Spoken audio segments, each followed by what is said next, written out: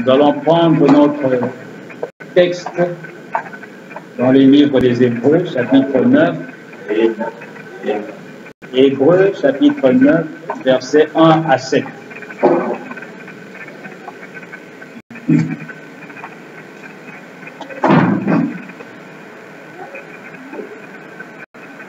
Hébreux, chapitre 9, versets 1 à 7. Je lis. La première alliance avait aussi des ordonnances relatives au culte et le sanctuaire terrestre. Un tabernacle fut en effet construit. Dans la partie antérieure, appelée le lieu saint, étaient les chandeliers, la table et les pains de proposition. Derrière le second voile se trouvait la partie du tabernacle appelée le Saint des Saints, renfermant l'autel d'or pour les parfums et l'arche de l'alliance entièrement recouverte d'or. Il y avait dans l'arche un vase d'or contenant la manne, la verge d'Aaron qui avait fleuri et les tables de l'alliance. Au-dessus de l'arche étaient les chérubins de la gloire, couvrant dans leur ombre le propitiatoire. Ce n'est pas le moment de parler en détail là-dessus. Or, ces choses étant ainsi disposées, les sacrificateurs qui font le service entrent en tout temps dans la première partie du tabernacle, et dans la seconde, le souverain sacrificateur seul entre une fois par an, non sans y porter du sang, l'ordre pour lui-même et pour les péchés du peuple. Amen. Que le Seigneur vous bénisse. Vous asseoir. Vous êtes les bienvenus ce matin. Que Dieu bénisse la lecture de sa parole. Amen. Alors nous allons continuer notre étude sur les vérités cachées dans le tabernacle. Les vérités cachées du tabernacle. Nous avions pu commencer la semaine passée, le dimanche passé, et nous avions pu voir comment le sanctuaire, le tabernacle, qui avait été érigé dans l'Ancien Testament au temps de Moïse, ce tabernacle, Dieu avait dit à Moïse, je vais te montrer un modèle au ciel et tu vas faire un sanctuaire sur la terre pour que moi je puisse descendre et habiter avec mon peuple. Amen. Et ce tabernacle, nous avions vu que toutes ces choses qui ont été construites, qui ont été érigées, ce n'était pas par hasard. Ce tabernacle renferme des vérités. Ce tabernacle renferme des symboles qui montraient les choses qui devaient venir. Les choses plus essentielles, les choses spirituelles. Et le tabernacle était disposé en trois parties. Il y avait l'extérieur qui était la cour extérieure. Et après la cour extérieure, il y avait les lieux saints. Et après les lieux saints, il y avait les lieux saints des saints. Et nous avons pu voir que toutes ces choses, le prophète nous révèle en ces temps de la fin, que cela symbolise beaucoup de choses. Beaucoup de choses, de vérités, étaient cachées dans la disposition du tabernacle, dans les ustensiles, les éléments, les choses qui s'y trouvaient, qu'on trouvait à l'intérieur. Chaque chose avait une signification profonde. Amen.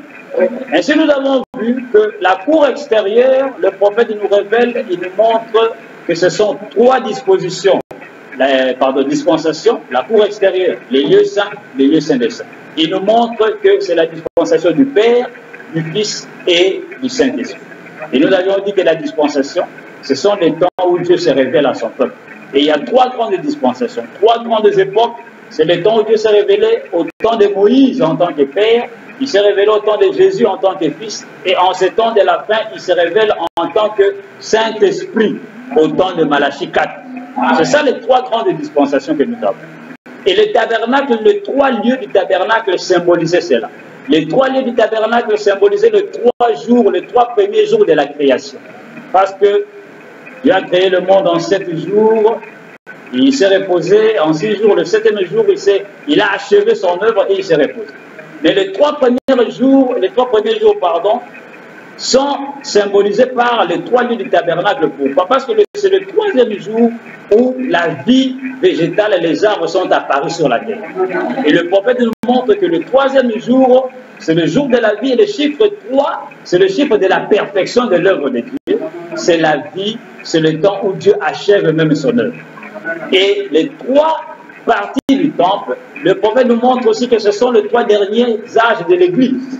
Les 7 âges de l'Église, nous avons les 3 derniers âges de l'Église, et il nous montre que la cour extérieure, c'est l'âge de Sardis, la cour, le lieu saint, c'est l'âge de Philadelphie, et le lieu saint des saints, c'est l'âge de Laodicée. Et il nous montre que c'est Luther, c'est Wesley, et c'est le temps d'Élie qui n'est autre que William Branham au temps de la fin. Et tout ce qu'il y avait dans le temple symbolisait Christ. Et nous avons vu que le tabernacle, c'est quoi? C'est un lieu d'habitation. Parce que Dieu voulait habiter parmi son peuple. C'est pourquoi il avait dit à Moïse, construis-moi un tabernacle, un sanctuaire, et je viendrai habiter parmi mon peuple. Mais seulement tu dois reproduire le tabernacle selon ce que je vais te montrer au ciel. Ainsi, Moïse a été enlevé contre Balaam nous dit.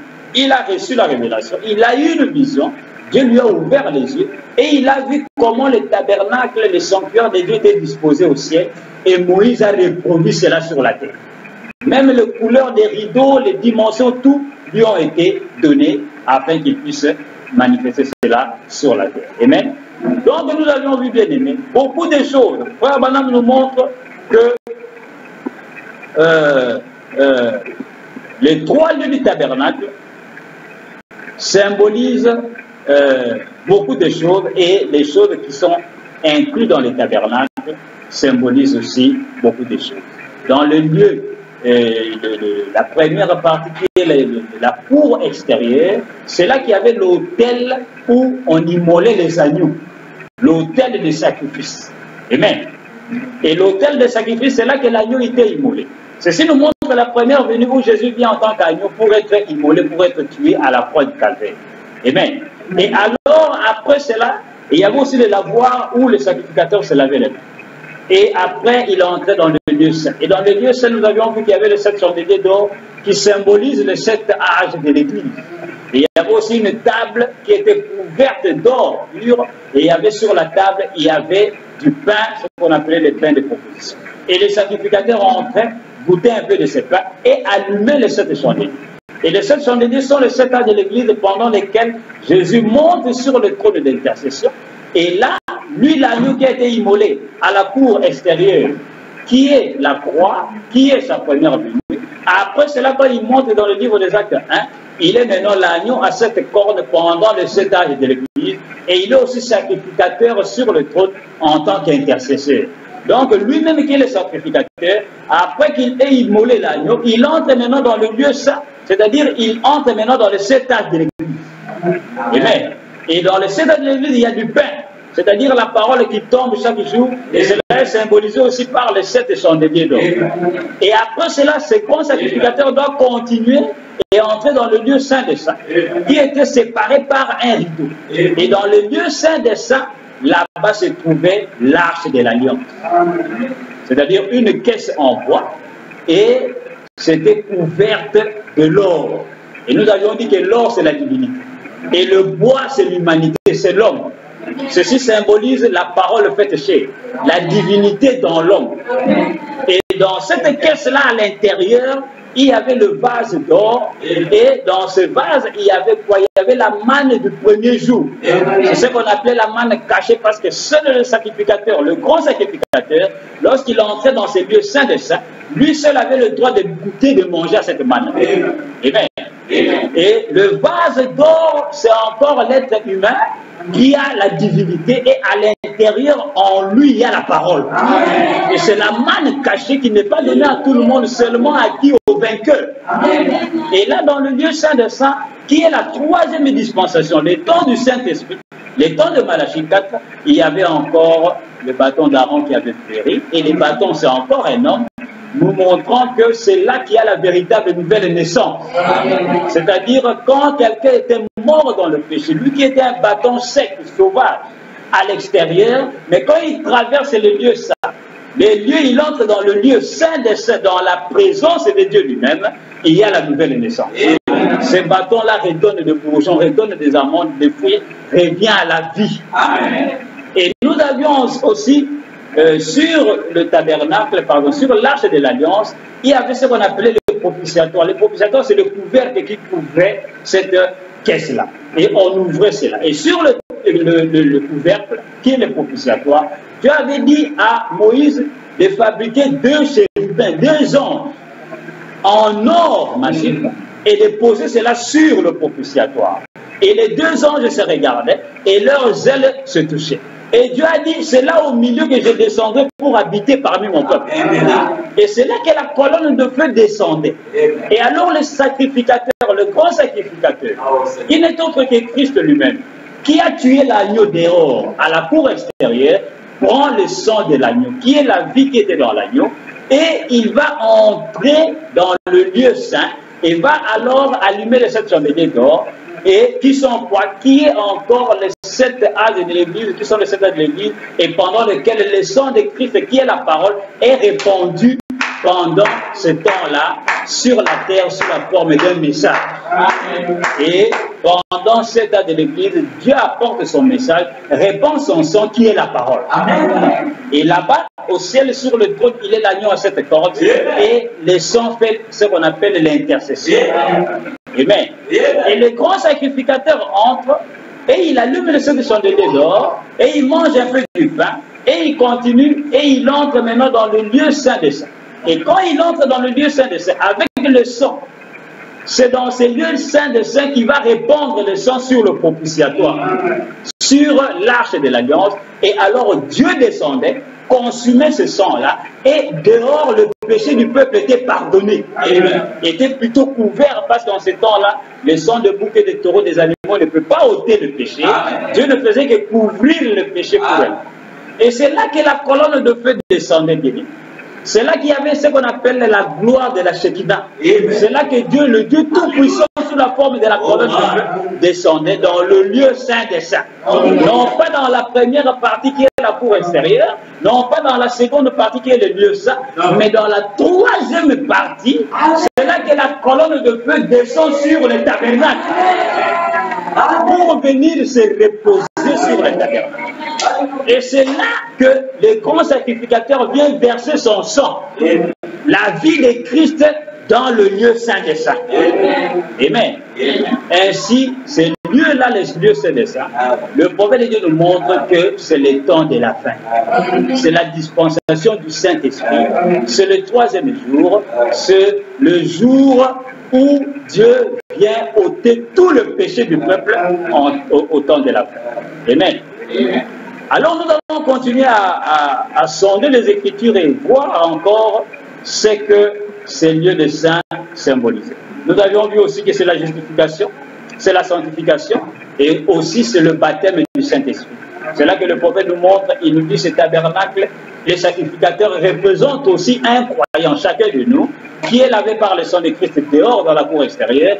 Quand il est justifié, Dieu l'appelle, il est justifié il le lave dans les lavoirs par la parole, et petit à petit, il va le justifier, il va ôter ses péchés, et il entre dans le lieu saint des saints, et il mange la parole, il mange le pain de vie, et c'est là qu'il y a la sanctification. La parole commence à le laver, à le purifier, et le sacrificateur qui est un croyant va maintenant entrer dans le lieu saint des saints pour rencontrer Dieu face à face. Amen. C'est là qu'il rencontre la présence du Seigneur, et c'est là qu'il rencontre la manne cachée, un message, une parole qui n'est pas donnée à tout le monde. Quoi qu'il y a tous les enfants d'Israël qui est dehors, mais seul le grand sacrificateur, même pas chaque sacrificateur, mais seul le grand sacrificateur entrait dans le lieu saint des saints une seule fois l'an. Ainsi, parmi les sacrificateurs, dans le naturel, dans le spirituel maintenant, parmi les sacrificateurs qui sont des croyants, il y a aussi des grands sacrificateurs. Ce sont ceux-là qui entrent dans le 3e poule, dans le lieu saint des saints, et voient la parole cachée, qui n'est pas donnée à tous les croyants du message. Ce n'est pas tout le monde qui croit là. Seul le vainqueur. Et c'est là que le croyant reçoit la véritable révélation dans un lieu caché. Et pourquoi Madame dit, ces lieux-là, les sons n'entraient pas, les sons ne sortaient pas. Le croyant seul se tenait dans l'intimité avec Dieu. Parlait à Dieu, Dieu lui répondait. Après qu'il est passé par la justification, la sanctification, écoutant la parole, ainsi de suite, mais il arrive à un moment où il entre dans un lieu saint de saints, dans la révélation personnelle et individuelle avec Dieu. Et Dieu lui-même descend et lui révèle la parole. À ce moment-là, il n'y a plus de doute. Parce que ce n'est pas la conclusion de quelqu'un. Ce n'est pas quelqu'un qui lui a dit.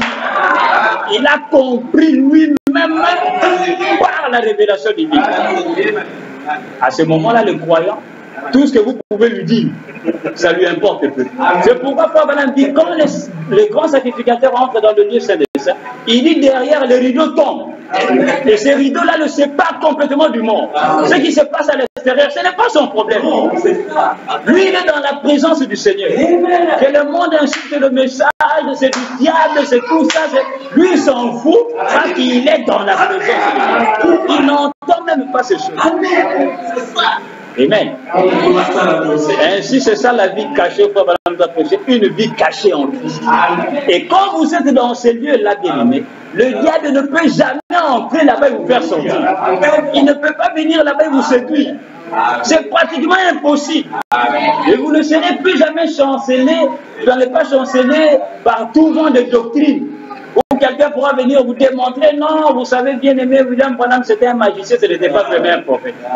Vous allez lui dire, vous êtes venu en retard, parce que j'ai tellement de preuves et de preuves, qu'aucune preuve ne pourra me convaincre.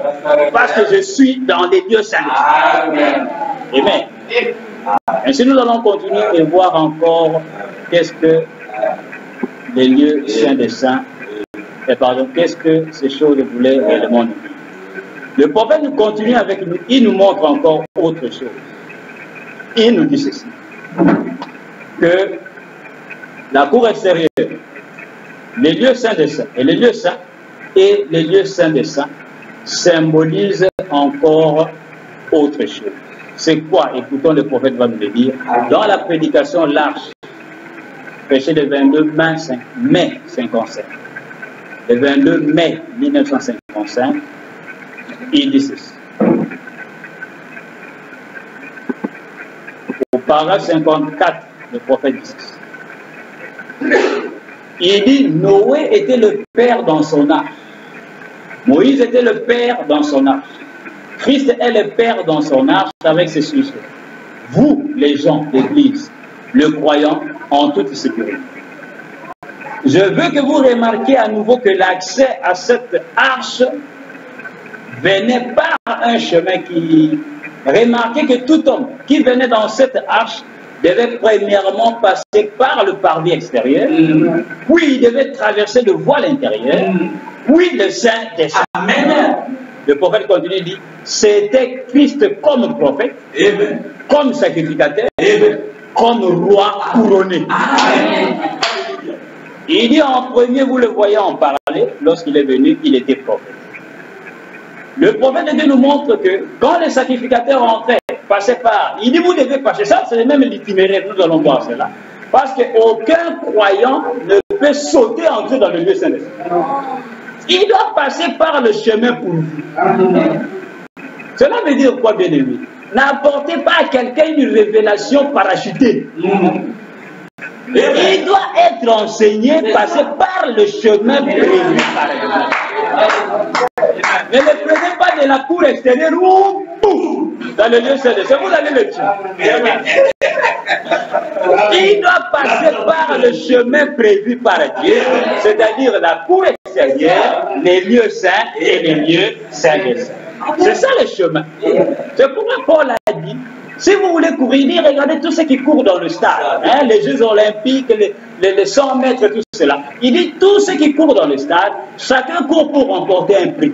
Mais Paul dit, vous devez courir selon les règles. Amen. Celui qui ne court pas selon les règles, même s'il arrive à destination, il est le premier, mais il a pris les raccourcis. Paul dit, vous allez perdre votre couronne. Amen. On va lui ôter le prix. Ou vous savez, les gens qui prennent des médicaments, hein, dans les Jeux olympiques, il y a des coureurs qui vont aller prendre des médicaments pour être plus forts, plus robustes et courir plus vite que les autres. Mais par après, quand le comité de sport va faire des recherches scientifiques et qu'on remarque que non, lui il a gagné, mais il avait pris des médicaments, c'est fini, on va lui ôter les prix. Même si on lui avait remis la coupe, on dit non, tu as triché. C'est ce que Paul dit. Il dit, vous devez courir selon les règles. Si vous ne courez pas selon les règles, même si vous arrivez à destination, on va vous ôter la couronne parce que vous n'êtes pas passé selon l'itinéraire. C'est pourquoi nous avons nombreux aujourd'hui qui ne sont pas passés par l'itinéraire de Dieu, mais qui se retrouvent dans le message, croyant juste parce qu'on lui a dit. Oui, mais je crois, il croit, mais quand vous commencez à parler avec lui de la parole, vous allez voir qu'il n'a rien compris. Et lui-même, il a peur.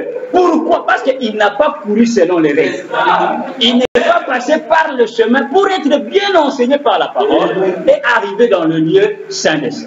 Amen. Et écoutez, le prophète nous dit ici que la cour extérieure, là où il y avait l'autel de sacrifice et de la voix, il dit la cour extérieure symbolisait Jésus en tant que prophète. C'est quand il est venu à la première venue, il est venu en tant que prophète. Et il dit que le lieu saint, où il y avait le 7 chandeliers d'or, il dit à ce moment-là, Jésus est représenté en tant que sacrificateur. Oui, il entre dans le lieu saint, là-bas, pour faire quoi? Pour intercéder avec son sang. Amen. Et il montre maintenant que le lieu saint des saints, cela représente Jésus comme roi couronné. Donc nous avons les 3 titres de Jésus qui sont représentés ici dans ce tabernacle. C'est-à-dire prophète, la cour extérieure. Le lieu saint, il est sacrificateur. Le lieu saint des saints, il est qui? Il est le roi couronné. Amen. Et nous voyons que le lieu saint des saints, c'est la dernière dispensation qui est le temps dans lequel nous vivons. Amen. Donc quand Jésus est venu à sa première venue, la cour extérieure, il était prophète. C'est ce que la Bible dit. Amen. Et quand il est monté dans le livre des Actes 1, après sa mort, sa crucifixion et sa résurrection, quand il monte, il devient le sacrificateur et il devient lui-même le sacrifice. Amen.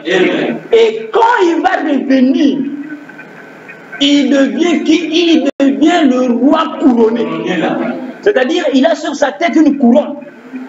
Parce qu'à ce moment-là, il est le roi. Amen. Maintenant, quand il est le roi, qu'est-ce que le roi représente, bien aimé? Et quand est-ce que Jésus est le roi? Écoutez, le prophète va nous dire quand est-ce qu'il est le roi et quand est-ce qu'il est couronné de cette manière-là. Dans la prédication Carrefour du temps, prêché le 15 janvier 56. Carrefour du temps. The Junction of Time. 243, 15 janvier 56. Carrefour du temps. Il dit ceci, 243. Il dit, alors Satan sera lié et jeté dans la fosse, enchaîné par une chaîne de circonstances, afin qu'il ne puisse pas sortir et ne puisse plus tromper les nations. Et pendant 1000 ans, le règne du millénium s'installera sur terre, tandis que nous glorifierons notre Seigneur Jésus. Amen. En l'adorant, nous le couronnerons le roi des rois et le Seigneur des seigneurs. Amen. Jésus sera couronné quand? Pendant le millénium, pendant le règne du millénium. Le règne du millénium s'installera et nous l'adorerons, nous glorifierons notre Seigneur. Et nous le couronnerons le roi des rois et le Seigneur des seigneurs. Donc nous voyons bien aimé, et le millénium c'est au temps de la fin. Le millénium c'est à la seconde venue. Et Frère Branham dit c'est la venue de Christ qui introduit le millénium. Le millénium ne peut pas venir sans la venue de Jésus. Et la venue de Jésus ne peut pas arriver sans que le millénium ne commence. C'est pourquoi Jésus est roi des rois. Quand il revient à sa seconde venue. Quand il revient pour établir le millénium. Le roi, le Seigneur, toutes ces choses-là, ce sont ses titres. Mais il manifeste le travail de chaque titre en un temps bien déterminé. Il était prophète à sa première venue. Quand il est venu, Dieu lui-même s'est fait un prophète. Et Moïse avait prophétisé en son jour. Il dit, Dieu suscitera du milieu de vous, mes frères, un prophète comme moi. Quand il viendra écouter, celui qui ne l'écoutera pas, il sera retranché du peuple. Et Jésus est venu, il a accompli cette parole. Dieu lui-même est devenu un prophète sur la terre. Amen. Amen. Mais à ce moment-là, il n'était pas le roi, quoique le titre de roi lui appartenait, mais il n'était pas encore le roi à ce temps-là. Vous savez cela? Amen. Vous savez que les Juifs voulaient même le faire au roi. Nous allons lire cela dans Jean 6. Pendant Jean 6, nous allons lire cela. Donc ce n'est pas en Israël qu'il était le roi. C'est pourquoi quand il a été crucifié, les pharisiens, ces rabbins-là ont dit, écrivez sur la croix, il a dit qu'il est le roi des Juifs. Dans Jean 6, 14 à 15, écoutez ce que la Bible dit. Jean 6, 14 à 15. Écoutez ce qui s'est passé. Jean 6, 14 à 15. La Bible dit ceci. Jean chapitre 6, verset 14 à 15. La Bible dit ceci. Les hommes donc, ayant vu le miracle que Jésus avait fait, disaient, celui-ci est véritablement le prophète qui vient dans le monde. Jésus donc, écoutez, Jésus donc, au verset 15, Jésus donc, sachant qu'ils allaient venir et l'enlever afin de le faire roi, se retira encore sur la montagne, lui tout seul. Vous voyez ce qui est arrivé, bien aimé? Jésus, il savait que ces gens-ci, comme ils voient des miracles, ils vont venir me prendre pour me couronner roi. Comme ce n'était pas encore le temps, il a fui. Il est allé sur la montagne. Et il est resté tout seul. Pourquoi? Parce que son titre de roi ne s'appliquait pas à lui, à sa première vie. C'est au temps de la fin, lorsqu'il revient en tant que roi. C'est pourquoi Jean le voit dans le livre d'Apocalypse 19. Lisons cela. Apocalypse 19, 11 à 16. Jean le voit en train de venir. Et quand il le voit en train de venir, il le voit en train de venir comment en tant qu'équipe.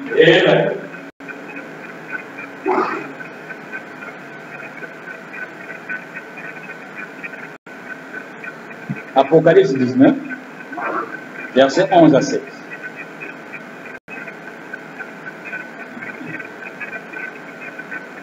La Bible dit ceci. Apocalypse 19, 11 à 16. La Bible dit ceci.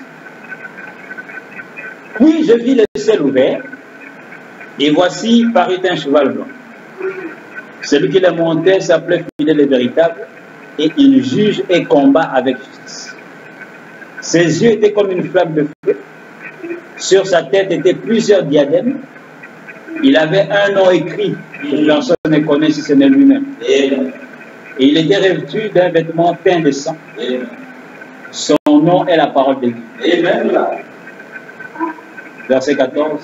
Les armées qui sont dans le ciel le suivaient sur des chevaux blancs, revêtus d'un fin lin blanc pur. De sa bouche sortait une épée aiguë pour frapper les nations. Il les pètera avec une verge de fer et il foulera la cuve du vin de l'ardente colère du Dieu Tout-Puissant. Écoutez maintenant au verset 16. Il avait sur son vêtement et sur sa cuisse un nom écrit. Roi des rois et Seigneur des seigneurs. Amen. Voilà ce que Jean voit. Il voit Jésus descendre, chevauchant un cheval blanc, de sa bouche sort une épée aiguë, de ses yeux sortaient des flammes de feu, ainsi de suite. Et il dit, il avait sur son vêtement et sur sa cuisse un nom écrit, Roi des rois, Seigneur des seigneurs. Et quand Jean le voit revenir comme cela, dans Apocalypse 19, le prophète de Dieu nous révèle qu'Apocalypse 19, c'est la venue de Christ. C'est pourquoi c'est à sa venue qu'il est roi des rois. Et il devient Seigneur des seigneurs. Écoutez, dans le 6e psaume, Frère Balam nous dit que Apocalypse 19, c'est la venue de Christ. 6e psaume. Verset le 23 mars 63. Au paragraphe 304, il dit ceci. 6e psaume. 304. Il dit, maintenant remarquez, dans Apocalypse 19, nous voyons la même chose. Et une grande épée sortait de sa bouche, la parole. Comme vous voyez, la venue de Christ. Amen.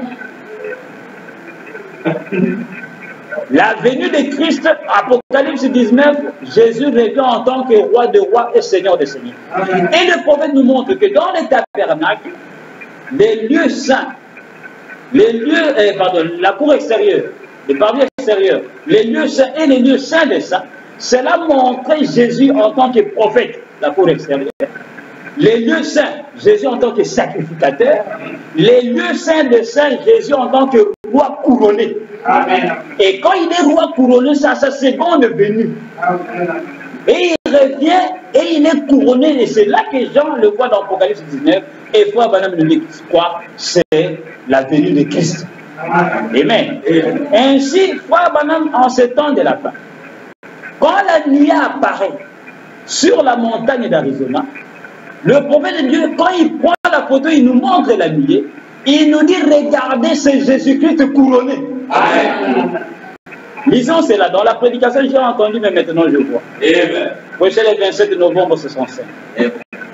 Au paragraphe 209. J'ai entendu, mais maintenant je vois.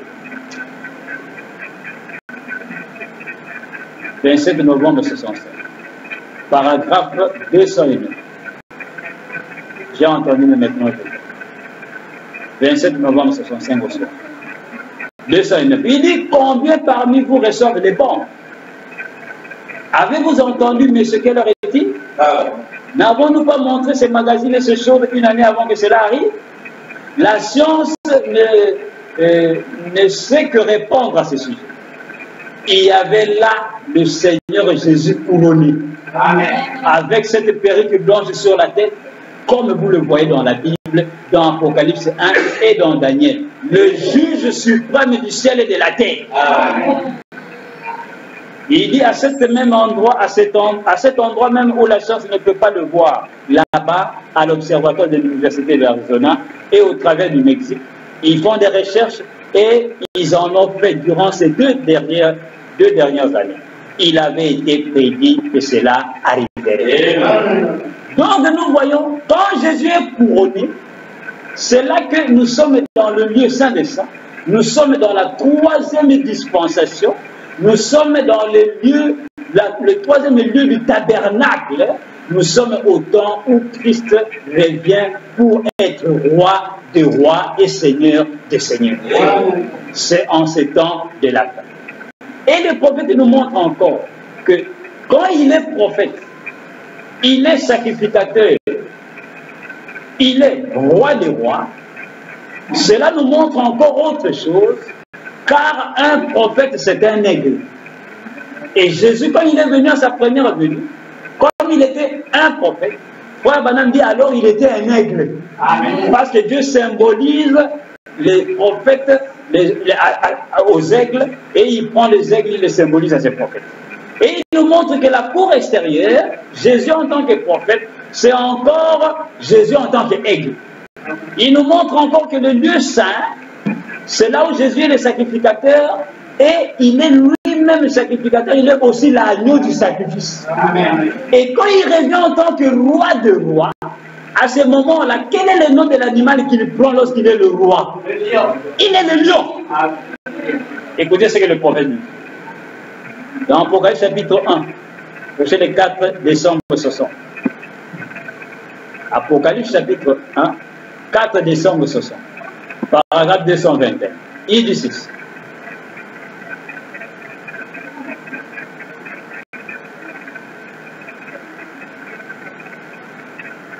Apocalypse chapitre 4. Chapitre 1. 4 décembre 60, paragraphe 221, le prophète dit ceci. Il dit, Christ sur cette terre était un aigle. Quand il mourut, il était sacrificateur. C'est cela qui a fait de lui un agneau. N'est-ce pas vrai? Et lorsqu'il reviendra, il sera un roi. C'est pourquoi il sera un lion. Frère Madame dit Amen. Le lion de la tribu de Juda. Amen. Il est un aigle, un agneau et un lion. Frère Madame dit Amen. Père, Fils et Saint-Esprit. Prophète, sacrificateur et roi. Celui qui était et qui est et qui vient, le Tout-Puissant, l'Alpha et l'Oméga, du commencement à la fin, le Dieu éternel. Donc nous voyons que les trois lieux du tabernacle, bien-aimé, symbolisent encore Jésus en tant qu'aigle, un prophète. Le lieu saint symbolise Jésus en tant qu'agneau du sacrifice. Et le lieu saint des saints le symbolise en tant que lion. Ainsi, quand il revient en tant que roi à la troisième dispensation, qui est le lieu saint des saints, il revient en tant que roi et à ce moment-là, il est le lion de la tribu de Juda. La manifestation du ministère du lion au temps de la fin, dans le lieu saint de ce qui est la troisième dispensation. Ainsi, cette troisième dispensation ne peut pas passer sans que Jésus manifeste tous ces attributs-là, manifeste tous ces ministères-là au temps de la fin. Amen. Il a été un aigle qui était un prophète quand il est venu, quand il marchait en Galilée. Mais quand il est monté dans le livre des Actes 1, il est lui-même un sacrificateur qui entre dans le lieu saint avec son propre sang, et lui-même il est l'agneau qui a été immolé. C'est pourquoi il est l'agneau à cette couronne de fleurs. Là, il est l'agneau. Amen. Alléluia. Mais quand il reviendra, pas quand il est là-bas au ciel, non. Quand il revient, quand il est au ciel, il est l'agneau. Quand il reviendra en tant que le lion de la tribu de Juda. Et à ce moment-là, il est le roi qui est couronné. C'est pourquoi quand il descend en tant que lion, qui est le roi de la forêt, il rugit comme un lion. Dans Apocalypse 10, il rugit. C'est-à-dire, les cris du lion, c'est le rugissement. Et quand il rugit comme cela, le lion dans le naturel, quand il rugit dans la forêt, tous les animaux se taisent. Parce qu'ils savent que maintenant le roi parle. Amen. Et quand Jésus revient, il sera le roi. Et quand il est couronné, ce sont les saints qui le couronnent. Et la couronne sur sa tête, c'est la perruque blanche. Et à ce moment-là, il est le juge suprême. Il vient pour juger l'humanité. Amen. Donc nous comprenons bien aimé, sachons-le, que toute la nature ne parle que de Christ. Toute la nature que nous voyons. Dieu s'est révélé au travers de la nature, où tout ce qu'il est, il a manifesté c'est au travers de la nature. C'est pourquoi Paul dit chaque fois, il dit, mais la nature ne vous enseigne-t-elle pas des choses? C'est ça là. Parce que la nature c'est Dieu. Amen. C'est pourquoi vous avez remarqué que les noms des arbres, les noms des animaux, tout parle de Christ. Amen.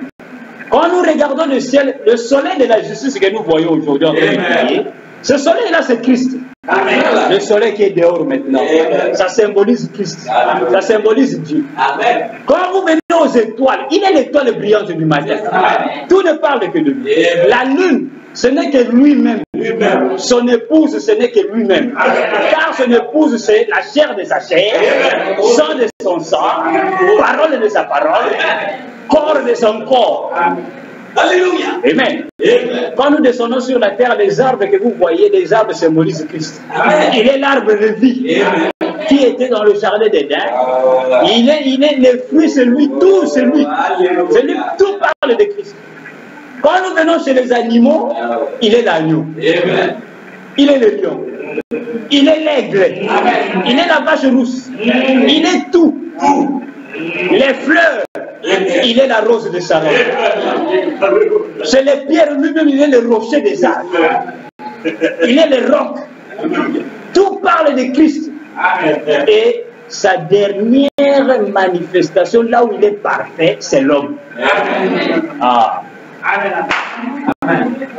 Il est le fils de l'homme. Amen. Donc nous voyons les trois parvis bien-aimés. Il y avait des vérités qui ont été cachées. Quand Israël voyait les tabernacles, il ne comprenait rien. Et il voyait que les rideaux, il voyait les sacrificateurs venir, tuer l'agneau, laver les mains, entrer dans cette... Et en ce moment-là, ne savait pas que cette maison-là, ce tabernacle-là, symbolisait beaucoup de choses. Et ils sont partis dans cette ignorance-là. C'est pourquoi vous pouvez comprendre pourquoi les prophètes, chaque fois, ils disent, tous les saints attendaient de voir ces jours. Parce que c'est en ces jours que nous avons la révélation complète et parfaite de la Bible. Et là-bas, ils ne comprenaient pas ces choses. Même au temps de Paul, ils ne comprenaient pas cela, comment dire, complètement. C'est pourquoi Paul, en son jour, il était tellement honnête, un homme de Dieu, qu'il a dit que nous connaissons en partie. Et nous prophétisons en partie. Mais quand le parfait sera venu, ce qui est partiel ici va disparaître. C'est pourquoi Paul dit tendons vers la perfection. Laissons les éléments de Christ. Les œuvres mortes, le baptême, ainsi de suite. Nous allons en parler, il n'y a pas de problème. Mais tendons vers la paix. Parce que Paul savait que l'évangile qu'eux avaient en leur jour n'était pas la totalité de la parole. Le temps n'était pas encore terminé. C'est pourquoi il y a des choses, quand vous restez avec Paul, vous mourrez. Quand Paul dit, Hébreux 13, 8, Jésus-Christ est le même hier, aujourd'hui, éternellement. Quand quelqu'un ne comprend pas ces mystères révélés aujourd'hui, pour lui, il verra Jésus. Jésus partout. Et quand le parfait vient de nous expliquer cette écriture de Paul, il dit oui, Jésus-Christ est le même hier, aujourd'hui, éternellement, à l'exception du corps physique. Quand vous exposez le corps physique dans Hébreux 13, 8 de Paul, vous mourrez. Donc nous voyons que c'est en ce temps de la fin que ces choses devaient nous être révélées. Et quand le croyant a cette révélation de la parole, il ne sera pas séduit. C'est ce qui lie le diable. C'est ce qui le fait entrer dans la gloire de la Shekinah, dans le repos total qui est le millénium, où le diable a peur de la croix. Et Frère Branham nous révèle, dans ce temps de la fin, nous sommes au temps du lion. Nous vivons au temps du lion. Nous sommes dans l'âge du lion. Et pourtant, les lions symbolisent la seconde venue de Christ, où il est couronné en tant que roi des rois. Disons cela dans l'adoption. Il dit ceci. Prêcher le 22 mai 60. L'adoption. 22 mai 60. Le prophète dit ceci.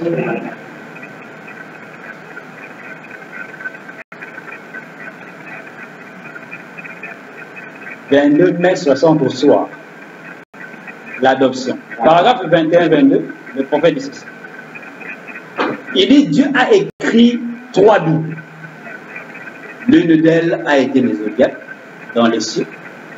Ça, c'est la première Bible. L'homme devait lever les yeux pour se rendre compte que Dieu vient d'en haut. Suivez les Zodiacs. L'avez-vous déjà étudié? Il précise même chaque âge, jusqu'à l'âge du cancer même. Il donne le commencement, la naissance de Christ. Quel est le premier signe du zodiaque? La Vierge. Quel est le dernier signe? Les lions. La première venue et la seconde venue de Christ. Tout ça, c'est écrit là. Le prophète continue, dit, ensuite la Bible suivante est là. Elle a été écrite dans la pierre. Ça s'appelait les pyramides. Dieu a écrit dans les pyramides. Si vous les étudiez, observez l'histoire ancienne et les guerres, elles ont été construites avant la destruction antédiluvienne.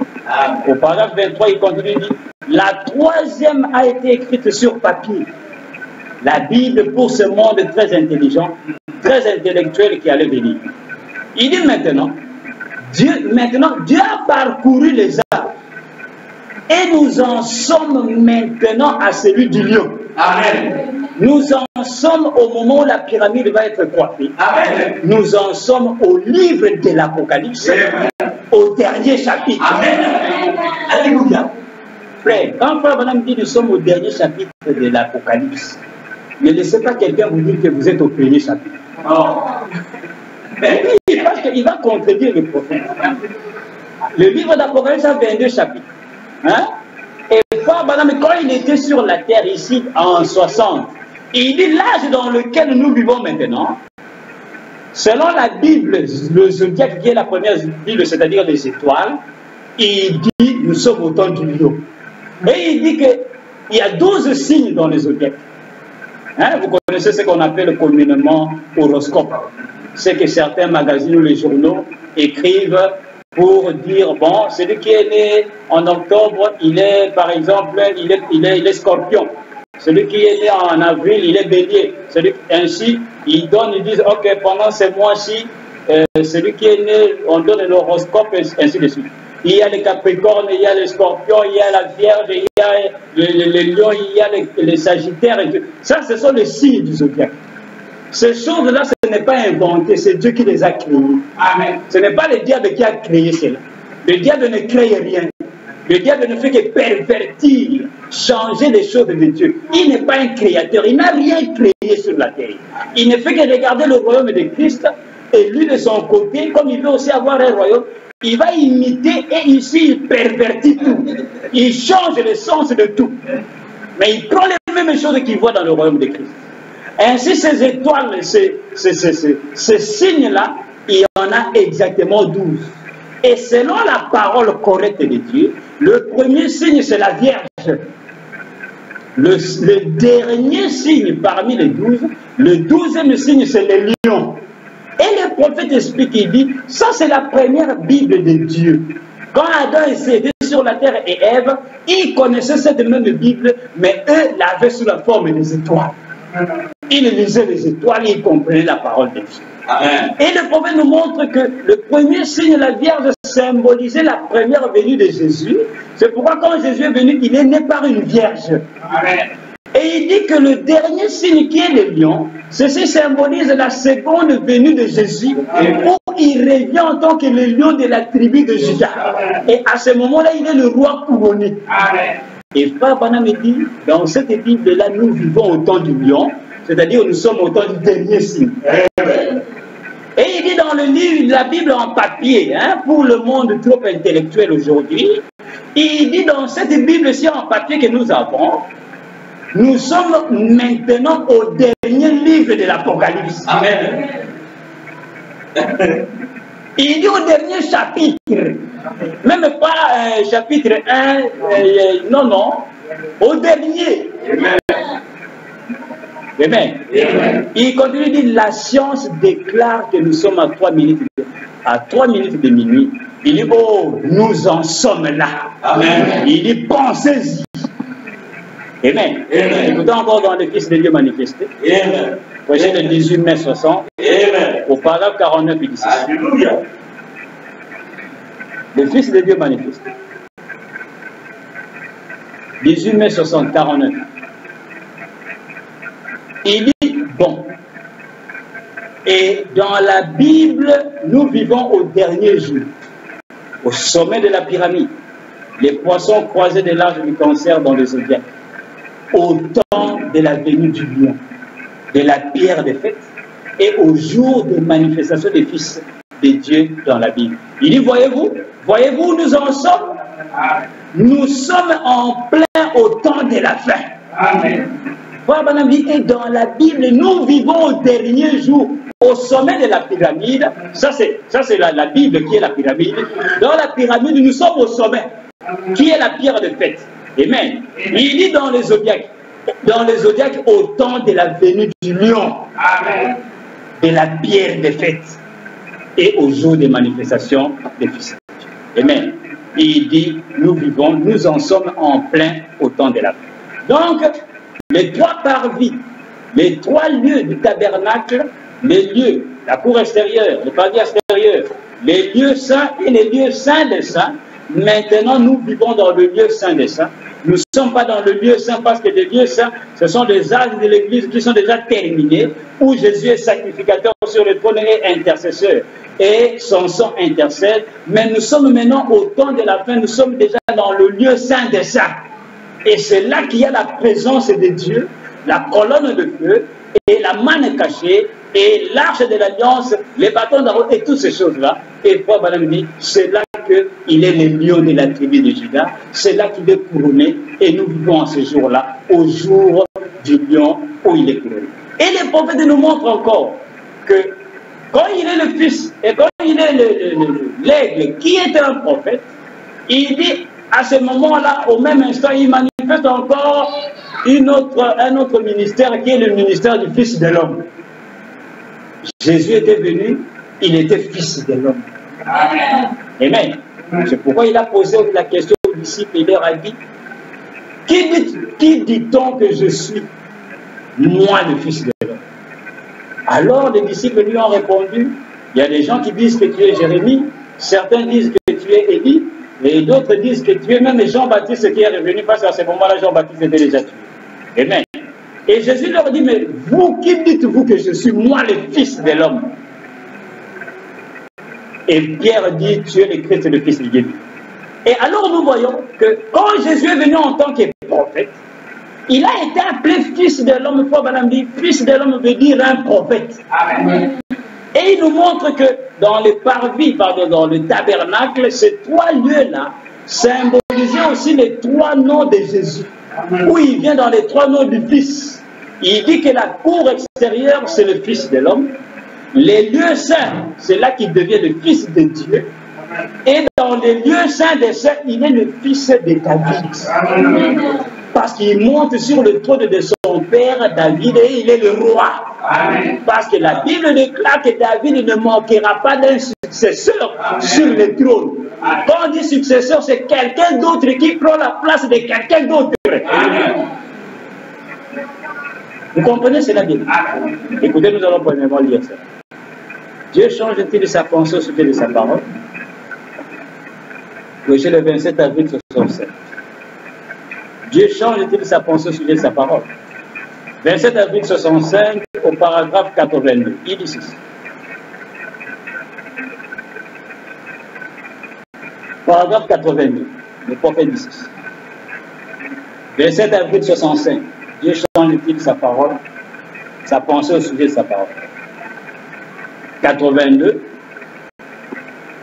Il dit ceci. Il dit, eh bien, Jésus est venu sous trois noms. Fils de l'homme. Ce qui veut dire un prophète. Fils de Dieu, c'est lui qui a parcouru les âges de l'Église, puis fils de David. Mais entre le Fils de Dieu et le Fils de David, selon sa propre parole et selon Malachie 4 et beaucoup d'autres passages des Écritures, il doit retourner dans son Église sous une forme physique, parmi les gens, dans des êtres humains, pour être un prophète. Amen. Vous voyez, Jésus était fils de l'homme parce qu'il est venu en tant qu'un prophète. Amen. Il est fils de Dieu. Lorsqu'il monte sur le trône d'intercession, il devient sacrificateur. Il est l'agneau à cette corne sur le trône et il répond le Saint-Esprit le jour de la Pentecôte. Pendant tout ce temps de cet âge de l'Église, on l'appelle fils de Dieu. Amen. Amen. Et Frère Branham nous montre que après cela, il revient en tant que fils de David. Amen. Mais il nous montre un mystère, que entre le moment où Jésus est fils de Dieu sur le trône de cet âge de l'Église, sur le trône d'intercession, entre ce moment où il est fils de Dieu, ou le temps où il doit devenir fils de David, dans le lieu saint de saint dans le millénium, entre ces deux moments-là, il doit se manifester encore sous forme du Fils de l'homme. Amen. Amen. Comme il était là-bas, Frère Branham dit, il revient dans une forme physique pour être un prophète. Amen. En tant que fils de l'homme. Donc nous voyons les trois lieux. La cour extérieure, c'est le Fils de l'homme. Jésus en tant que prophète, en tant qu'un aigle. Amen. Dans le lieu saint, il devient le Fils de Dieu. Jésus en tant que sacrificateur, en tant qu'agneau. Dans le lieu saint de ça, il revient en tant que fils de David. Amen. Il est le roi des rois à ce moment-là, et il est le roi couronné. Et c'est pendant le millénium qu'il devient fils de David pour Israël. Amen. Écoutez encore dans Dieu dévoilé, il dit ceci. Dieu dévoilé, 14 juin 64. 14 juin 64. Pendant 71, il dit ceci.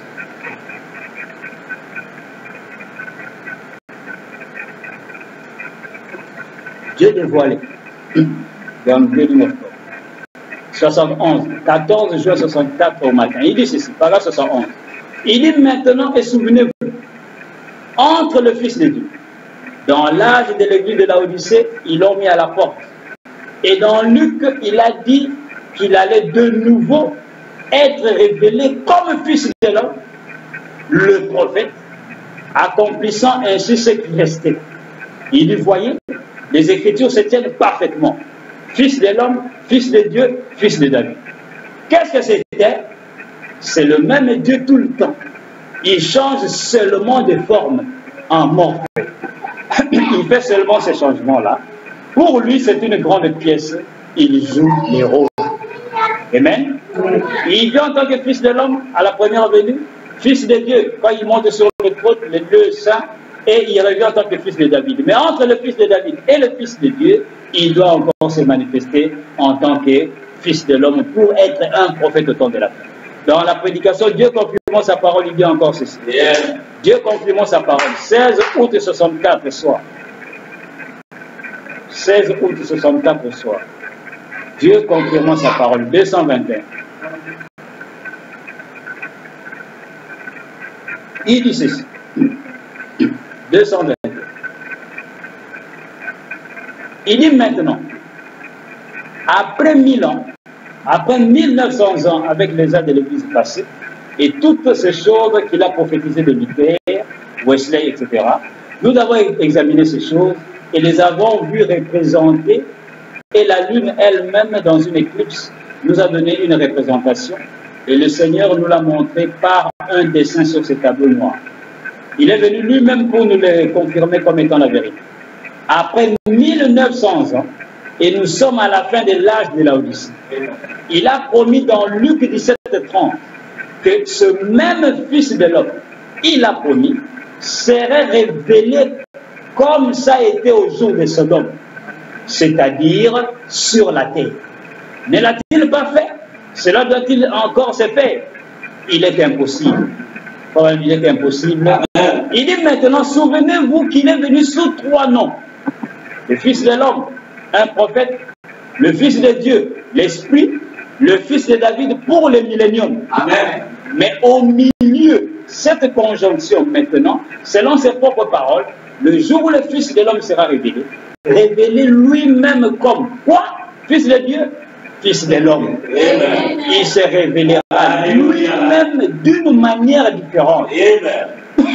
Il dit maintenant, qu'est-ce que cela accomplit? Le prophète répond, Malachie 4. Amen. Exactement vrai. Amen. Il dit, voyez, le Fils de l'homme se révélera lui-même.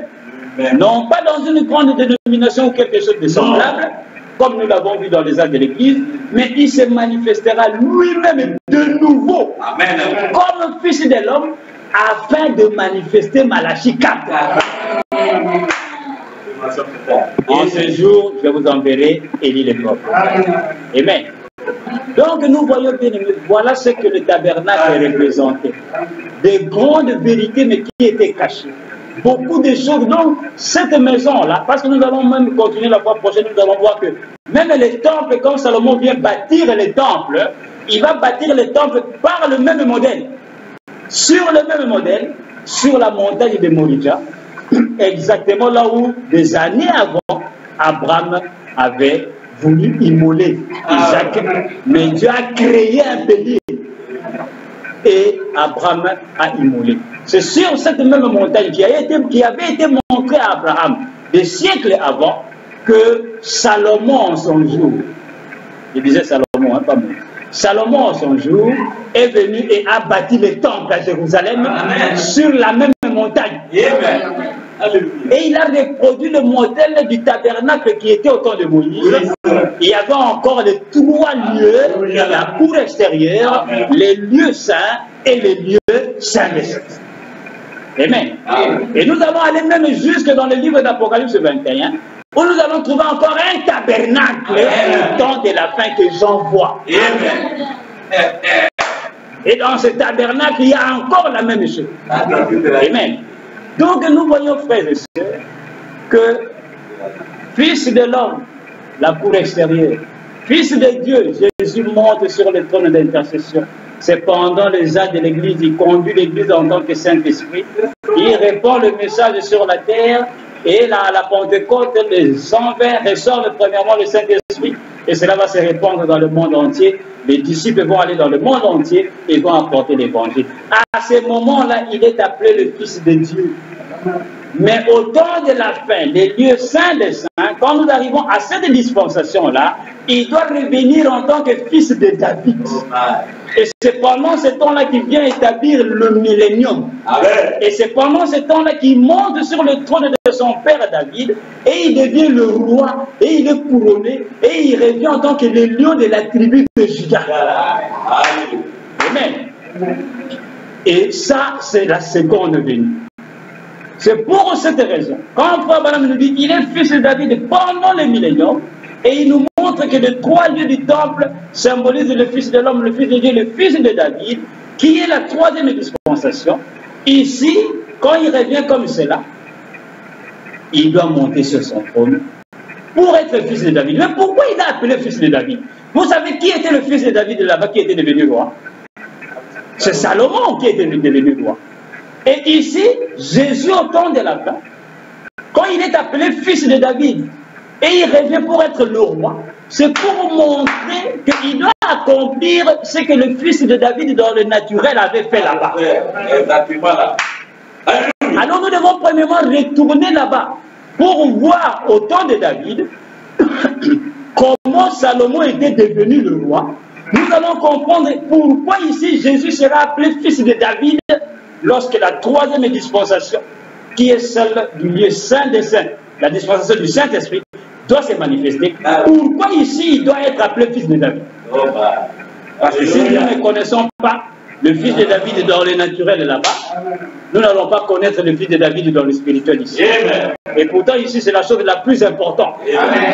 Alors retournons dans Chronique 9. Prenons Chronique 9 au verset 17 à 19. Chronique 9, dans cet instant.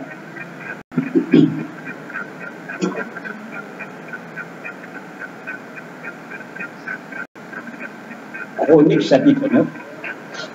Nous allons terminer.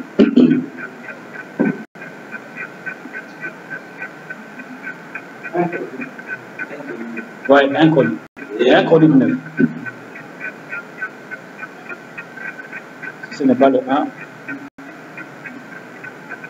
1 Chronique 9, 17 à 19. Vous êtes là? Amen. 17 à 19. Il est dit, le roi fit un grand trône d'ivoire, c'est ça? C'est ça? Ce n'est pas ça, alors c'est 2 Chroniques. 2 Chroniques 9, 17 à 19.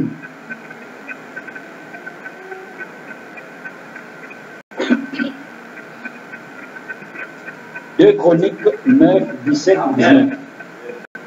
Il est dit, le roi fit un grand trône d'ivoire et les couvrit d'or pur. C'est ça, hein? Amen. Ok, nous lisons. Chronique 9, 17 à 19. Écoutez. Le roi fit un grand trône d'ivoire et le couvrit d'or pur. Ce trône avait 6 degrés et un marchepied d'or attenant au trône. Il y avait des bras de chaque côté du siège. 2 lions étaient près des bras. Et 12 lions sur les 6 degrés de part et d'autre. Il ne s'est rien fait de pareil pour aucun royaume. Amen. Amen. Amen. Voilà ce que nous dit la Bible. Qui est ce roi-là qui a bâti ce trône? C'était Salomon. Amen. Nous connaissons tous que David était le roi d'Israël. Mais quand David était au point de partir, premièrement, il avait un désir dans son cœur, c'était celui de bâtir une maison à l'Éternel. Mais Dieu lui a dit non, toi tu as versé trop de sang. Ce n'est pas toi qui vas bâtir une maison pour moi, mais ça sera ton fils après toi qui bâtira une maison pour moi. Je susciterai un fils. Et c'est là que Dieu lui donne la promesse. Il lui dit ton royaume, pardon, ton trône ne manquera jamais d'un successeur. C'est-à-dire, quand tu pars, il y aura toujours quelqu'un à ta place. Amen. Et alors, David meurt.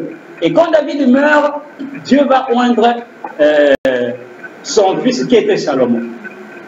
Et Salomon devient le roi d'Israël. Et quand Salomon est devenu le roi d'Israël, il devait maintenant accomplir le vœu, les besoins que son père avait, qui était celui de bâtir une maison pour l'Éternel. Et il l'a bâti. Et quand Salomon est monté sur le trône, Salomon a fait un trône. Il a construit un trône. Et ce trône-là, la Bible déclare, il y avait 6 degrés, c'est-à-dire 6 marches. C'était comme un escalier. Et au sommet, il y avait un siège, c'est-à-dire une chaise, hein, un trône. C'est là que Salomon s'asseyait. Et les gens venaient, et Salomon était sur le trône en Israël. Et la Bible déclare que des deux côtés de ces marches-là, 6, il y avait des lions. Des lions. Un lion ici, au premier degré, un lion. De l'autre côté, lion. Et sur sa chaise-là, il y avait deux bras. Ici, il y avait un lion, ici, il y avait un lion. Et Salomon était roi, lui qui était le fils de David. Et il est monté sur le trône de son père David. Et il est devenu le roi en Israël. Et la Bible déclare, pendant la royauté de David, de Salomon, aucune nation n'a fait la guerre à Israël. Et Salomon a régné pendant 40 ans en Israël. Et pendant tout le temps où il a régné, il n'y avait plus de guerre en Israël. Quelle était la raison pour laquelle toutes les nations aux alentours avaient peur d'Israël? Parce que quand Salomon est monté sur le trône, Salomon, Dieu lui a donné un don. Quel était ce don? Le don de sagesse. Et aussi le don de discernement. C'est-à-dire Salomon, les gens pouvaient venir avec leurs problèmes, les gens qui n'ont jamais vu dans sa vie, il pouvait leur raconter leur vie, donner leur nom, leur dire ce qui n'allait pas dans leur vie. Les secrets cachés de leur cœur étaient révélés. Amen. Et le prophète nous révèle, il dit, grâce à la reconnaissance de ce don par le peuple d'Israël, tout Israël a reconnu que Salomon, Dieu l'a visité. Grâce à cela, il y avait la paix. Amen. Pendant 40 ans, pendant le règne de Salomon, il y avait la paix. Pour quelle raison? Parce qu'Israël avait reconnu le don qui était dans Salomon. Quel était ce don? C'était le don de discernement. C'était de discerner les pensées des gens. Vous comprenez cela? Et regardez, David, son père, avait 5 lettres dans son nom. Cela symbolise Jésus. C'est le temps de la grâce. Amen. Mais quand Jésus part, qui est David, Dieu suscite un royaume, suscite quelqu'un qui prend la place de son père, qui est Salomon. Salomon devient le roi d'Israël. Et Salomon, son nom a cette lettre. Amen. Cela symbolise le temps de la fin. Amen. Le 7e âge de l'Église. La perfection de Dieu, l'achèvement de l'œuvre de Dieu, la seconde venue. Où cette chose-là revient au temps de la fin. Amen. Et le prophète de Dieu nous montre que la dispensation du Saint-Esprit, qui est le lieu saint de ça, c'est pendant ce temps-là que Jésus se manifeste en tant que fils de David. Amen. C'est pourquoi Salomon sur le trône, pour quelle raison il y avait des lions? C'était pour symboliser non pas la première venue, mais pour symboliser la seconde venue. Parce que le signe du lion, c'est le 12e signe du zodiaque, qui est la seconde venue. C'est pourquoi il y avait des lions partout, et il y avait 12 lions. Pour montrer que ce type-là de Salomon s'applique à la seconde venue du Seigneur, au temps de la fin, où il revient pendant le millénium pour être le fils de David. Amen. Maintenant, écoutez, frère Madame va nous dire ceci. Pour quelle raison les gens ne pouvaient plus faire la guerre à Israël? Pourquoi il y avait la paix? Dans le ministère expliqué, prêché le 1er octobre 56. Le ministère expliqué. 1er octobre 56, paragraphe 49, il dit ceci.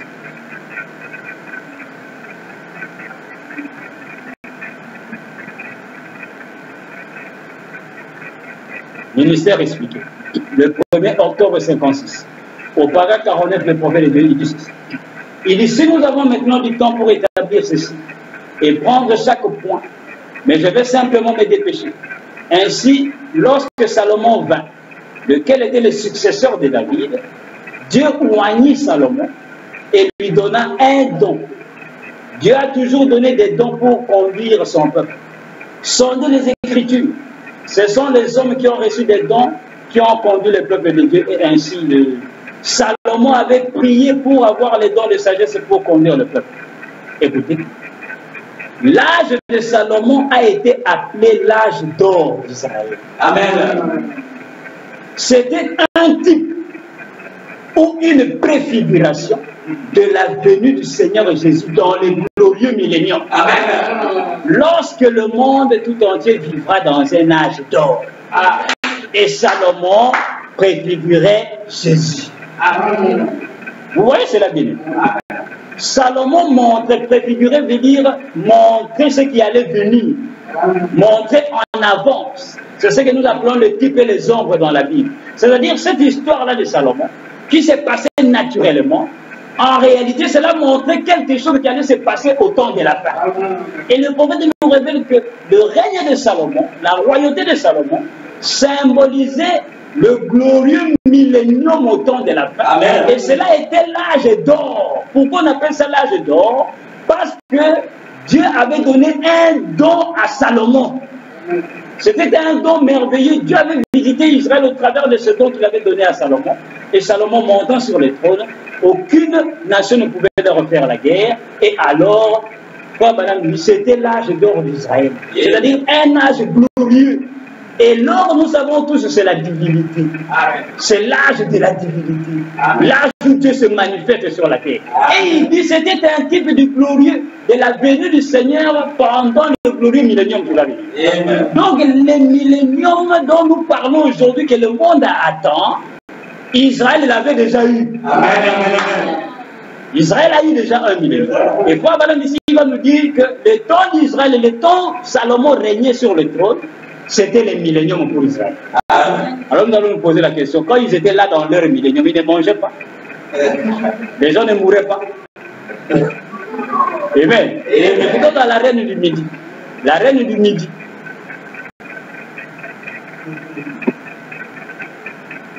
La reine du Midi prêchait le 14 juin 57.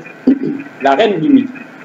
Le Midi veut dire le sud dans la géographie. La reine du Sud. 14 juin 57, paragraphe 16 à 16, les prophètes disent.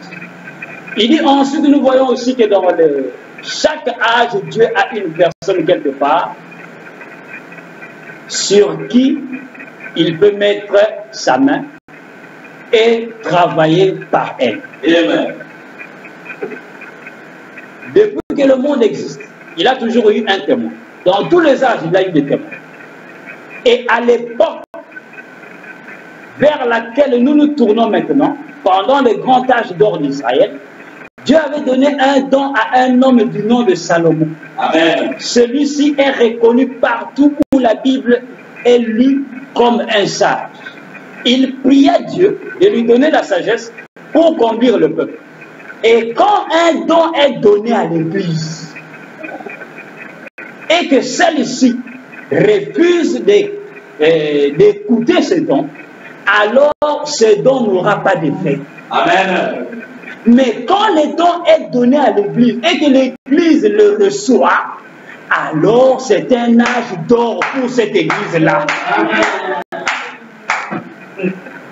Quand le don est donné à l'Église et que l'Église rejette ce don-là n'a pas d'effet sur cette Église-là. Mais quand Dieu donne un don et que le don est reçu par cette Église, Frère Branham dit, c'est un âge d'or pour cette Église-là, pas pour le monde entier, pour l'Église qui reçoit les dons en tant que don. Amen. Il continue, il dit, Israël a eu son âge d'or sous Salomon. Tout Israël glorifiait Dieu pour ce merveilleux don. Il opérait parfaitement. Et les gens pouvaient voir les résultats, montrant que ce n'était pas juste une supercherie, c'était un vrai don de Dieu. Amen. Ainsi, le prophète nous montre qu'au temps d'Israël, Dieu a donné un don à Salomon. Et le peuple a reconnu cela.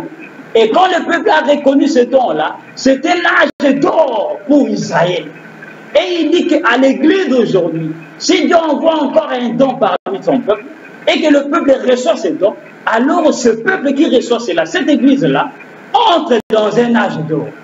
Mais si cela n'est pas le cas, si les gens ne reçoivent pas ce don-là n'a aucun effet sur eux. Écoutons encore dans les signes scripturaires du temps. Voici le 10 avril 64. Les signes scripturaires du temps.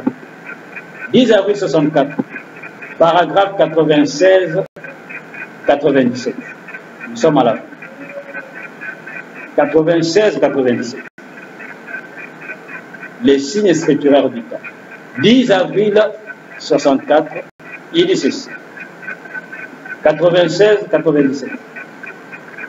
Il dit, mais que s'est passé? Que serait-il arrivé si nous nous étions désavoués en tant qu'Américains et que nous avions tout fait confiance aux dons? Pardon, et que nous avions tous fait confiance aux dons que Dieu nous donne, le Saint-Esprit dans ces derniers jours? Eh bien, toutes les nations nous craindraient, comme ce fut le cas du temps de Salomon. Dit, nous les Américains, vous les Américains, si vous pouvez recevoir le don qu'il a donné aujourd'hui, qui est le Saint-Esprit, il dit toutes les nations vont avoir peur de nous, comme ils avaient peur d'Israël au temps de Salomon. Il continue, il dit, Dieu avait donné à Salomon un don de tout connaître. Ah. Salomon avait bâti un trône en ivoire. Vous connaissez l'ivoire, c'est quoi? Ce sont les dents des éléphants. Hein? Vous voyez les deux grandes dents d'éléphants. C'est ça l'ivoire. Et la plupart des cas, vous allez voir que l'ivoire a la couleur blanche. Amen. Et c'est avec ça que Salomon a bâti le trône. Un trône d'ivoire. Et ils ont couvert ça de quoi? De l'or. C'est le trône blanc, c'est le trône du jugement, où tous les secrets des cœurs sont dévoilés. Amen. Aucune chose n'était cachée devant le Salomon. C'est pourquoi Paul dit, Dieu a donné à Salomon un don de tout connaître. Amen. Tout celui qui venait devant le Salomon était dévoilé. Aucun secret n'était caché devant lui. C'est le trône blanc, le trône du jugement, où tout est révélé. Amen. Rien de ce qui est caché ne restera caché. Mais tout est à découvert. C'est quoi? C'est Hébreux 4:12, la parole de Dieu qui discerne les pensées, même les intentions des cœurs. Rien n'est caché devant Dieu. Amen. Amen. Et il continue, il dit, Dieu avait donné à Salomon un don de tout connaître. Toute l'église, tout le monde croyait cela. C'était un millénium pour les Juifs. C'était un millénium pour les Juifs. C'était le millénium de l'Ancien Testament. À l'époque de Salomon, une préfiguration du millénium à venir. L'âge d'or des Juifs. Remarquez, personne n'a déclenché une guerre contre eux. On les craignait parce qu'on savait que leur Dieu était réel et qu'il l'avait parmi eux. Et les gens étaient tous d'un commun accord. Eh bien, la renommée s'était répandue partout. Partout, on entendait dire, oh, quelle glorieuse chose, le grand Dieu d'Israël, un Dieu vivant. Amen. Ainsi, nous voyons le prophète nous révèle, même eux-mêmes, les Juifs là-bas, ne savaient pas qu'ils étaient dans un millénium. C'est aujourd'hui que cela nous est révélé. C'est pourquoi même aujourd'hui, vous serez dans le millénium sans le savoir. Amen. Nombreux ne sauront même pas que le millénium est arrivé. Pourquoi? Parce que les gens ont leur propre conception de ce que sera le millénium. Ils imaginent par eux-mêmes. Quand on dit qu'il n'y aura pas de guerre, il n'y aura pas de mort, il n'y aura pas ceci et cela, alors les gens attendent que ça va être comme ça. Partout dans le monde entier, il n'y aura plus de guerre, il n'y aura plus de mort, il n'y aura plus de ceci et cela. Alors, ça sera le millénium. Mais pourtant, le millénium, ce n'est que pour les élus. Amen. Ce n'est pas pour le monde entier. Non. Est-ce que tout le monde est concerné dans ces choses? Amen. Et regardez, Frère Branham nous montre déjà un type. C'est pourquoi le prophète dit, marchez avec les types et les hommes de la Bible, vous n'allez jamais vous perdre. Il dit, c'est le millénium de l'Ancien Testament. Et le millénium de l'Ancien Testament, c'était quoi? Qu'est-ce qui a provoqué ce millénium? C'est les dons qui étaient dans Salomon. Les dons de discernement. Et que le peuple a reconnu cela. Cela a fait que tous les peuples aux environs avaient peur. Ils ont dit Dieu est en Israël. Amen. Pourquoi ils ont dit que Dieu est maintenant en Israël? Et Dieu a visité Israël. Parce que Salomon pouvait tout connaître. Amen. Tout celui qui pouvait venir au devant de Salomon, dire Salomon, moi j'ai un problème. J'ai une maladie. Il y a des années, je ne guéris pas. Salomon lui dit la raison pour laquelle il ne guérit pas. Salomon, j'ai perdu ceci, c'est là. Salomon lui dit là où se trouve la chose qu'il a perdue. Tout était dévoilé au devant de lui. Et la Bible déclare qu'elle a renommé, c'est-à-dire cette chose-là s'est répandue partout dans le monde. Et est arrivée même ici en Afrique, ou quelque part une femme qui était une reine en Éthiopie. Cette femme a entendu qu'en Israël, là-bas, il y a un millénium. Il y a un roi qui est monté là-bas. Lui, il révèle tous les secrets de cœur. Alors, cette femme-là, la reine, a dit, je dois aller écouter ces choses par moi-même. Je dois aller jusqu'en Israël. Et en ce temps-là, il n'avait pas de train, il n'avait pas de voiture comme nous. Voilà, madame me dit, la femme a fait un voyage avec, sur les dos des chameaux, avec sa cour, avec ses gardes du corps, ainsi de suite, et a traversé le désert pendant au moins 2 ou 3 mois, un désert dangereux où il y avait des fils d'Anak, de bandits, ainsi de suite. Mais la femme a pris la résolution, a pris la décision d'aller écouter la sagesse de Salomon. Alléluia. Et elle est allée et a rencontré Salomon. Et quand vous lisez cette histoire, la femme dit à Salomon que je sais que j'ai vu de toi. Ce que j'ai entendu, c'est plus que même ce que m'avait dit. Amen. Et le prophète dit, bien aimé, c'était un millénium, c'était l'âge d'or pour Israël. Et le prophète dit, cela était le type de ce qui va arriver au temps de la fin.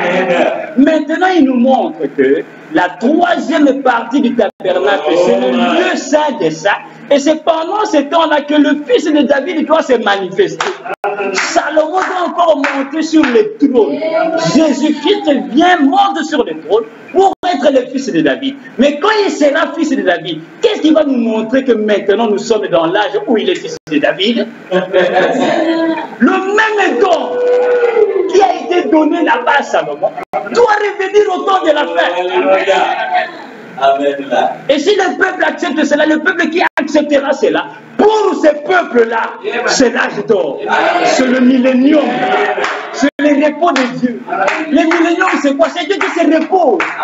Mais quand Dieu se repose, il se repose où? Pas sous un arbre. Dieu se repose dans l'homme.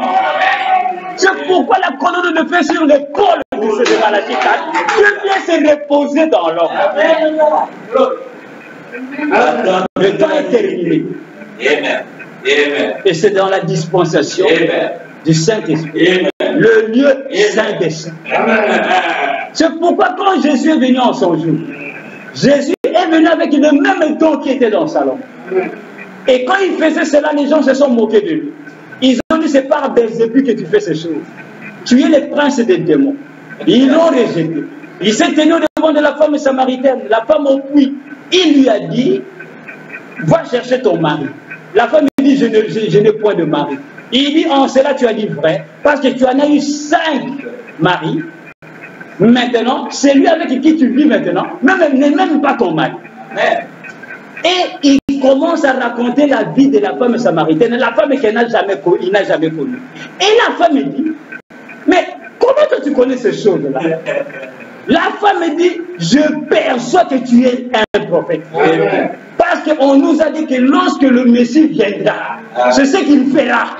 Alors comme toi tu fais cela, donc c'est toi le Messie. Et elle a couru vers la ville, elle est allée dire à tout le monde, elle a jeté sa cruche, la chose avec laquelle elle était venue puiser de l'eau, elle a jeté, elle est partie, elle a dit à tout le monde, venez voir un homme qui m'a dit tout ce que moi j'ai fait dans ma vie. Ne serait-ce pas lui le Messie?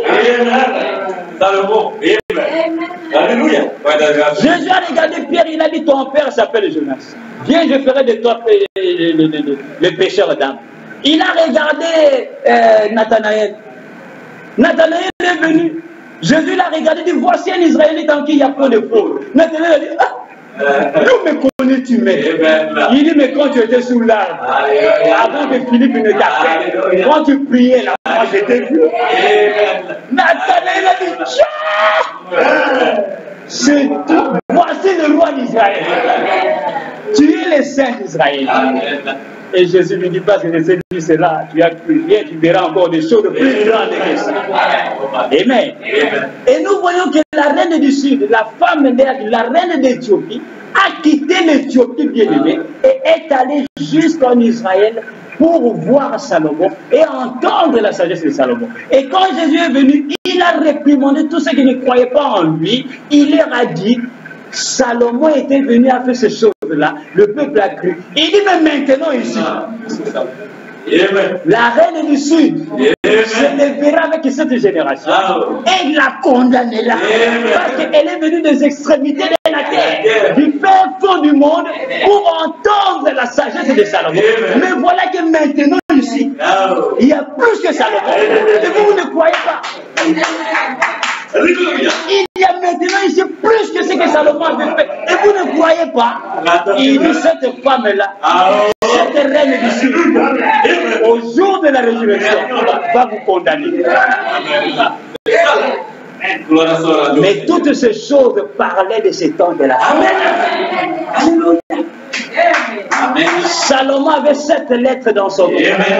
Nous montrons le 7e de l'Église. Le jour de la perfection, le jour où Dieu vient terminer son œuvre.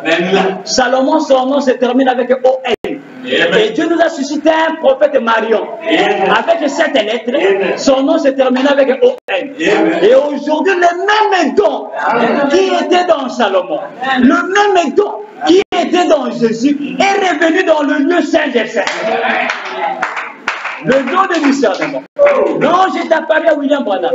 Il y a dit, amène les gens à te croire. Si tu amènes les gens à te croire, aucune prière, aucune chose plutôt de résistance devant ta prière. Il dit, il arrivera un temps où tu connaîtras même les secrets de leur cœur.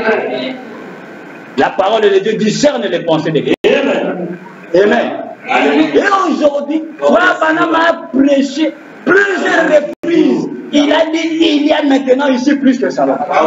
Et quand vous lisez cette prédication-là, dans l'une d'elles, il a dit, il y a maintenant ici plus que tout cela. Pourquoi?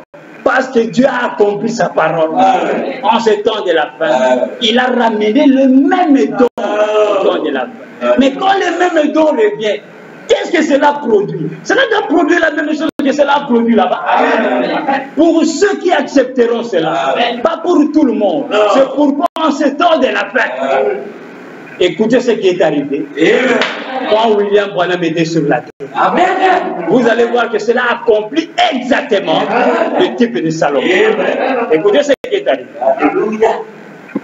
Dans la prédication là de l'église de Philadelphie. Là de l'église, pas l'exposé. Là de l'église de Philadelphie, prêché le 10 décembre 60. Écoutez ce que le prophète dit. Au paragraphe 63. Il dit ceci.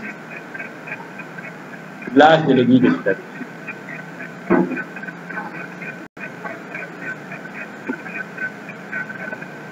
Prêché le 10 décembre 60.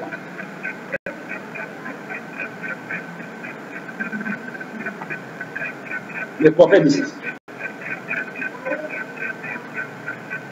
Écoutez, il est la dernière ville par laquelle nous passâmes fut Durban. Durban, c'est en Afrique du Sud. Amen. Il dit la dernière ville par laquelle nous passâmes fut Durban, où il y avait surtout des indigènes. Les indigènes, c'est-à-dire les gens du pays. Il dit il y avait 150 à 200 000 indigènes assis là, des musulmans, des indigènes. Ils avaient dû marcher pendant des semaines pour arriver là. Nous étions réunis dans le champ des courses. Celui-là est plus grand que le Churchill Downs. C'est le second au monde. Celui de Londres est le plus grand. Ensuite, il vient celui d'Afrique du Sud. Et enfin, il y a le Churchill Downs. On avait placé des barrières à cause des guerres tribales et la police, 200 ou 300 gardes étaient à l'extérieur, dirigeant chaque tribu entre les barrières afin qu'elles ne se battent pas. Amen. Les désarmant, leur faisant déposer leurs lances et le reste. Ils étaient assis par terre, se regardant les uns les autres à travers les barrières. Ils étaient en guerre. Amen. Et le prophète dit, il y avait leur chef avec leur cou et quelqu'un qui les éventait comme cela avec des grands éventails, et il y avait la reine. Point. Et le prophète continue.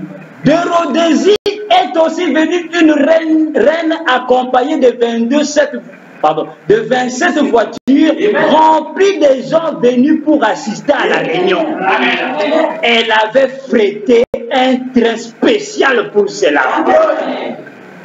Ouais, Branham est allé en Afrique du Sud pour aller prêcher la parole. Et à Durban, c'était dans un grand stade.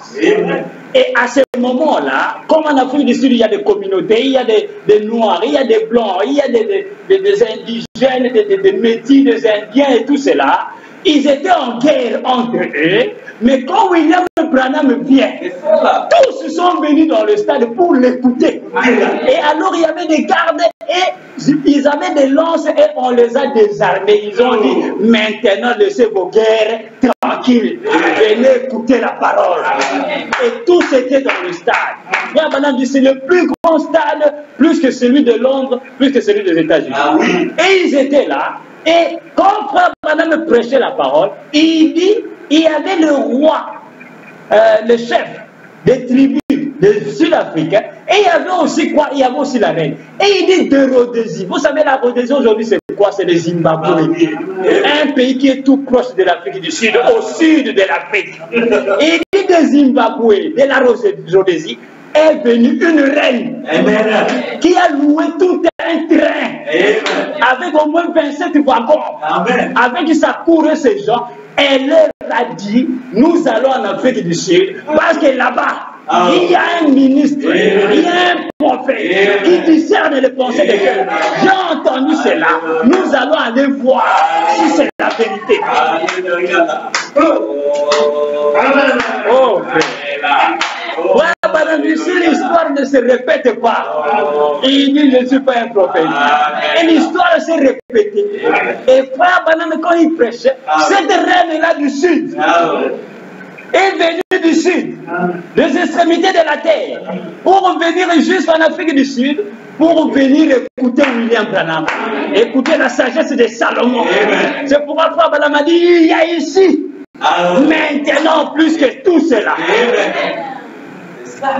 Alléluia. Dieu a accompli sa parole. Pourquoi? Parce que toutes ces choses ne parlaient que du message du temps de la vie.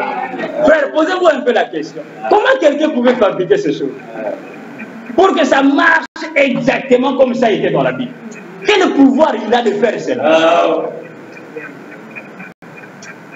Quelqu'un qui a cette lettre dans son nom, comme Salomon, il reçoit aussi le don de discerner les pensées comme Salomon.